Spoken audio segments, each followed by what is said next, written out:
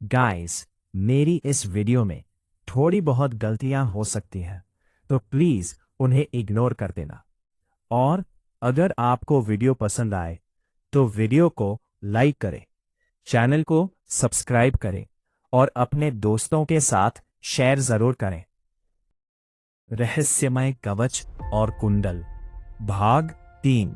शिवा और रुद्र ने मिलकर उस रहस्यमय संदूक को उठाकर तहखाने से बाहर ले जाने की कोशिश की। शुरुआत में संदूक सामान्य लग रही थी, लेकिन जैसे जैसे वे आगे बढ़ते गए उसका वजन बढ़ता चला गया। पहले थोड़ा, फिर और अधिक, और अधिक, और कुछ ही क्षणों में वह इतनी भारी हो गई कि दोनों के कदम लड़खड़ाने लगे। किसी तरह वे उसे तहखाने के दरवाजे तक ले आए, लेकिन जैसे ही वे दरवाजे के पास पहुंचे, संदूक मानो पत्थर का पहाड़ बन गई। अब उसे 1 इंच भी हिलाना असंभव था। शिवा ने पूरी ताकत लगा दी, रुद्र ने भी पूरी शक्ति से उसे उठाने की कोशिश की, लेकिन संदूक बाहर ही कोई खास नहीं है। और फिर उस आप द्वारा सामान्य बाथा बाहर ले जाने की कोशिश की। शिवा कुछ क्षण सोचता रहा, फिर उसने सिर हिलाया। ठीक है। दोनों ने सावधानी से संदूक का ढक्कन खोलना शुरू किया। जैसे ही ढक्कन पूरी तरह खुला, अचानक संदूक के भीतर से इतनी प्रचंड स्वर्णिम रोशनी निकली कि पूरा तहखाना प्रकाश से भर गया। शिवा और रुद्र ने तुरंत अपनी आंखें बंद कर ली।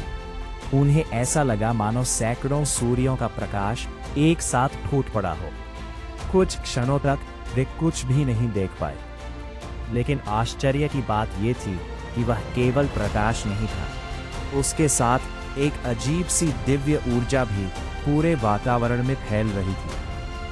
धीरे धीरे वह तेज प्रकाश कम होने लगा। जब दोनों ने अपनी आंखें खोली तो सामने का दृश्य देखकर उनके होश उड़ गए। संदूक के भीतर रखी एक प्राचीन स्वर्णिम पुस्तक हवा में तैर रही थी। वह वही रहस्यमयी गोल्ड बुक। पुस्तक अपने आप खुल गई। उसके पन्ने तेजी से पलटने लगे। अचानक उन पन्नों पर लिखे स्वर्णिम शब्द चमकने लगे। एक एक करके वे शब्द पुस्तक से बाहर निकलने लगे और हवा में तैरने लगे। कुछ ही क्षणों में हजारों चमकते हुए अक्षर पूरे तहखाने में घूमने लगे। फिर वे धीरे धीरे मिलकर एक विशाल चित्र का रूप लेने लगे। उस चित्र के ऊपर स्वर्णिम अक्षरों में लिखा था 3133 ईसा पूर्व। शिवा और रुद्र स्तब्ध होकर उस दृश्य को देखने लगे। ऐसा लग रहा था मानो वे स्वयं समय के हजारों वर्ष पीछे पहुंच गए हों। और तभी उनके सामने एक प्राचीन कथा जीवंत होने लगी। 1337 ईसा पूर्व। महान युद्ध आरंभ होने में केवल 1 दिन शेष था। प्रातःकाल का समय था। सूर्यपुत्र कर्ण नदी के तट पर खड़े होकर सूर्यदेव की उपासना कर रहे थे। उनके शरीर पर जन्मजात दिव्य कवच और कुंडल स्वर्णिम प्रकाश बिखेर रहे थे।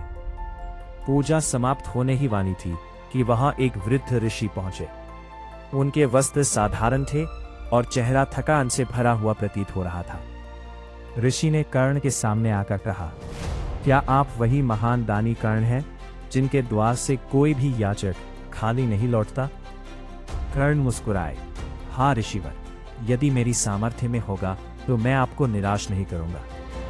ऋषि कुछ क्षण मौन रहे, फिर बोले, मुझे तुम्हारा दिव्य कवच और कुंडल चाहिए। यह सुनते ही वातावरण में गहरा सन्नाटा छा गया। कर्ण समझ गए कि यह कोई साधारण याचना नहीं थी। फिर भी दानवीर कर्ण अपने वचन से पीछे हटने वालों में से नहीं थे। उन्होंने अपने पास रखा तीक्ष्ण दिव्य अस्त्र उठाया। फिर असहनीय पीड़ा सहते हुए अपने शरीर से दिव्य कुंडल अलग कर दिए। रक्त बहने लगा। दर्द असहनीय था, लेकिन उनके चेहरे पर शिकन तक नहीं आई। इसके बाद उन्होंने अपना जन्मजात दिव्य कवच भी शरीर से अलग कर दिया। जब वे कवच और कुंडल ऋषि को देने लगे तो उनके चेहरे पर हल्की मुस्कान उभर आई। इंद्र, कर्ण बोले, यदि आप अपने वास्तविक रूप में भी यह दान मांगते तब भी मैं आपको मना नहीं करता। यह सुनते ही ऋषि आश्चर्यचकित रह गए। अगले ही क्षण उनके शरीर से दिव्य प्रकाश फूट पड़ा। और वहां स्वयं देवराज इंद्र अपने वास्तविक स्वरूप में प्रकट हो गए। कर्ण, इंद्र बोले, क्या तुम्हें पहले से पता था कि मैं ही हूं? कर्ण मुस्कुराए, हाँ देवराज, मुझे ज्ञात था कि आप किसी न किसी रूप में अवश्य आएंगे। इंद्र कुछ क्षण तक मौन खड़े रहे। उनकी आंखों में कर्ण के प्रति सम्मान स्पष्ट दिखाई दे रहा था। फिर उन्होंने आदरपूर्वक कवच और कुंडल ग्रहण कर लिए। लेकिन कथा यही समाप्त नहीं हुई। जब देवराज इंद्र स्वर्ग की ओर लौट रहे थे, तभी आकाश में एक दिव्य वाणी गूंजी, हे देवराज इंद्र, यह कवच और कुंडल छल पूर्वक प्राप्त किए गए हैं। इन्हें स्वर्ग में ले जाना उचित नहीं होगा। इंद्र वहीं रुक गए। कुछ क्षण बाद उन्होंने पृथ्वी पर 2 विद्वान ब्राह्मणों को बुलाया। उनके नाम थे तिवारी और भारद्वाज। वे दोनों एक प्राचीन वंश के संरक्षक थे, जिन्हें दिव्य वस्तुओं की रक्षा का दायित्व सौंपा जाता था। इंद्र ने उन्हें दिव्य कवच, कुंडल और रहस्यमयी गोल्ड बुक सौंपते हुए कहा, इनकी रक्षा करना। इन दिव्य वस्तुओं को कभी भी दुष्ट हाथों में मत पड़ने देना। दोनों ब्राह्मणों ने हाथ जोड़कर प्रणाम किया और उनकी रक्षा करने का वचन दिया। इसके बाद देवराज इंद्र स्वर्ग लौट गए। लेकिन किसी को यह नहीं पता था कि आने वाले हजारों वर्षों में इन्हीं दिव्य वस्तुओं के कारण कितने रहस्य, युद्ध और विनाश जन्म लेने वाले थे। उसी क्षण तहखाने में हवा में तैर रही गोल्ड बुक का अगला पृष्ठ अपने आप पलट गया। उसके अगले पृष्ठ पर धीरे धीरे स्वर्णिम अक्षर उभरने लगे और मानो वो अभी उससे भी बड़ा रहस्य प्रकट करने वाली थी। रहस्यमय कवच और कुंडल, भाग 4। हवा में तैर रही गोल्ड बुक का अगला पृष्ठ अपने आप पलट गया।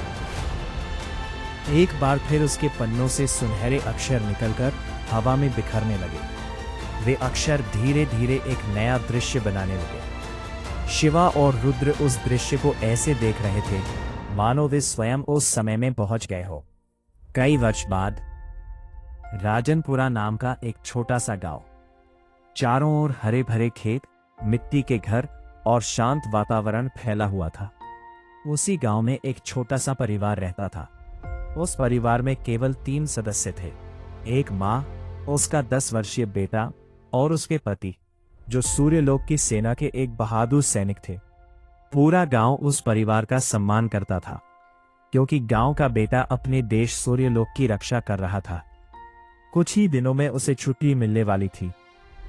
माँ और उसका बेटा हर दिन उसकी राह देखते थे, लेकिन नियति को कुछ और ही मंजूर था। छुट्टी मिलने से 2 दिन पहले ही सेना को एक अत्यंत कठिन मिशन पर जाना पड़ा। उस सैनिक की छुट्टी रद्द कर दी गई। वह बिना किसी शिकायत के अपने देश की रक्षा के लिए रवाना हो गया। वह कभी वापस नहीं लौटा। उसने मातृभूमि की रक्षा करते हुए वीरगति प्राप्त कर ली। 2 दिन बाद सेना की ओर से एक पत्र उस परिवार तक पहुंचा। कांपते हाथों से उस महिला ने पत्र खोला। जैसे जैसे वह पत्र पढ़ती गई, उसकी आंखों से आंसू बहने लगे। पत्र में लिखा था कि उसका पति देश की रक्षा करते हुए वीरगति को प्राप्त हो चुका है और अगले 1-2 दिनों में सेना उसके पार्थिव शरीर को पूरे सम्मान के साथ गांव लेकर आएगी। पत्र उसके हाथों से छूटकर जमीन पर गिर गया। उसकी चीख पूरे घर में गूंज उठी। 10 साल का बेटा अपनी मां को इस तरह रोता देखकर कुछ भी समझ नहीं पा रहा था। कुछ ही समय में यह समाचार पूरे गांव में फैल गया। पूरा गांव उस वीर सैनिक को श्रद्धांजलि देने और उसके परिवार को सांत्वना देने पहुंचा। 2 दिन बाद सेना के जवान तिरंगे की जगह सूर्यलोक के राजकीय ध्वज में लिपटा उसका पार्थिव शरीर लेकर गांव पहुंचे। पूरा गांव नम आंखों से उस वीर सैनिक को अंतिम विदाई देने आया। उसका पूरे राजकीय सम्मान के साथ अंतिम संस्कार किया गया। कुछ दिनों तक पूरा गांव उस परिवार के साथ खड़ा रहा। समय बीतने के साथ लोगों का व्यवहार बदलने लगा। लगभग 1 महीने बाद राजनपुरा गांव से लगातार बच्चों के गायब होने की घटनाएं होने लगी। फिर 3 बच्चे अचानक लापता हो गए। गांव वालों ने उन्हें हर जगह ढूंढा, लेकिन उनका कोई सुराग नहीं मिला। इसी बीच कुछ लोगों ने कहना शुरू किया कि रात के समय जंगल की दिशा से अजीब आवाजें सुनाई देती हैं। पूरा गांव भय और दहशत में जीने लगा। धीरे धीरे कुछ लोगों ने उस महिला पर शक करना शुरू कर दिया। फिर अफवाह फैल गई, वो सैनिक की पत्नी अब पहले जैसी नहीं रही, वो अक्सर अकेली रहती है। कहीं वही तो बच्चों के गायब होने के पीछे नहीं है। समय बीतने के साथ कुछ अंधविश्वासी लोगों ने उसे डायन कहना शुरू कर दिया। किसी ने यहां तक कह दिया, जिस औरत का पति मर गया वही अशुभ है। हो सकता है उसने काला जादू किया हो। बच्चों के गायब होने के पीछे भी उसी का हाथ है। बिना किसी सबूत के, बिना सच जाने भीड़ का गुस्सा बढ़ता चला गया। एक दिन सैकड़ों लोग उसके घर के सामने इकट्ठा हो गए। महिला बार बार रोते हुए कहती रही, मैं निर्दोष हूं, मैंने कुछ नहीं किया, मुझ पर विश्वास करो। लेकिन उग्र भीड़ ने उसकी एक न सुनी। उन्होंने उसे जबरन घर से बाहर खींच लिया। उसका 10 वर्षीय बेटा लोगों के सामने हाथ जोड़कर अपनी मां की जान की भीख मांगता रहा।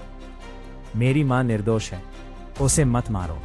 लेकिन क्रोध में अंधी भीड़ पर उसकी मासूम आवाज का कोई असर नहीं हुआ। उस दिन उस बच्चे की आंखों के सामने उसकी मां की जान चली गई। वह बार बार अपनी मां को उठाने की कोशिश करता रहा, लेकिन अब बहुत देर हो चुकी थी। उसका संसार उसी पल उजड़ गया। गांव के लोग धीरे धीरे वहां से चले गए। चारों ओर सन्नाटा छा गया। कुछ देर तक वह अपनी मां के पास बैठकर रोता रहा।